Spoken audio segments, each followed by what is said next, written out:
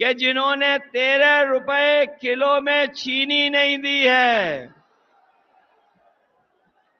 उसको अमेठी वाले वोट नहीं देने जा रहे हैं। वो हमेशा हमेशा के लिए स्मृति हो जाएंगी। ये अमेठी की आवाज दिल्ली लखनऊ तक पहुंच रही है और मुझे तो ये लगता है कि जब से कांग्रेस और समाजवादी पार्टी साथ आए हैं, गठबंधन बन गया है, उन्होंने अपनी बंबई वाली टिकट कटवा ली है और वो घबराए हुए हैं। ये एक पे एक नहीं है, ये एक और एक 11 होकर के मुकाबला कर रहे हैं हम लोग।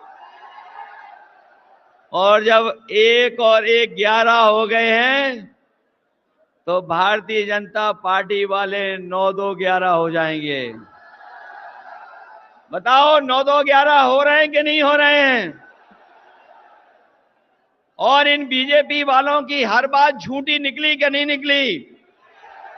इनके वादे झूठे थे कि नहीं थे? ये वही भारतीय जनता पार्टी के लोग हैं। याद करना किसान भाइयों, आपको अपने हक, अपनी पैदावार की कीमत के लिए आपको दिल्ली तक में जाकर के धरना देना पड़ा था। किसानों को उन्हें तकलीफ पहुंचाने के लिए इन्होंने सड़कों को बंद कर दिया था, सड़कों पे कीलें लगवा दी थी, ट्रैक्टर को, गाड़ियों को डीजल पेट्रोल नहीं भरने देते थे। लेकिन हम अपने किसानों को बधाई देंगे कि उन्होंने परवाह नहीं की और दिल्ली जाकर के दिल्ली घेर लिया और तब तक बैठे रहे जब तक काले कानून वापस नहीं हो गए।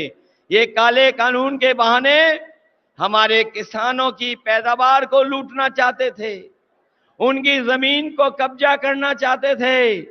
ये काले कानून तो चले गए हैं, लेकिन अभी हमारे किसानों को जो उनका हक, जो अधिकार मिलना चाहिए था, वो सरकार ने नहीं दिया है।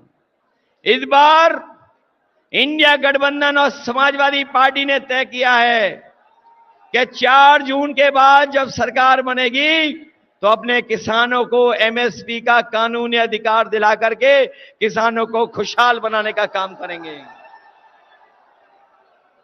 न केवल खुशहाल बनाएंगे उन्हें, बल्कि उनकी पैदावार से लेकर के अगर हमें किसी भी तरह की उनकी मदद करनी पड़ेगी तो इंडिया गठबंधन और समाजवादी पार्टी और कांग्रेस पार्टी मिलकर के अपने किसानों को सम्मान दिलाने का काम करेंगे।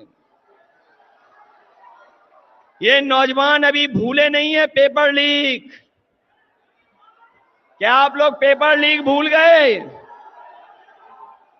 कोई परीक्षा इस सरकार में हुई, सब परीक्षाएं रद्द हो गई और लीक के बाद लीक हुए पेपर, सब पेपर लीक करा दिए। कोई एक पेपर लीक नहीं कराया, 10 से ज्यादा पेपर लीक कराए और ये पेपर लीक भारतीय जनता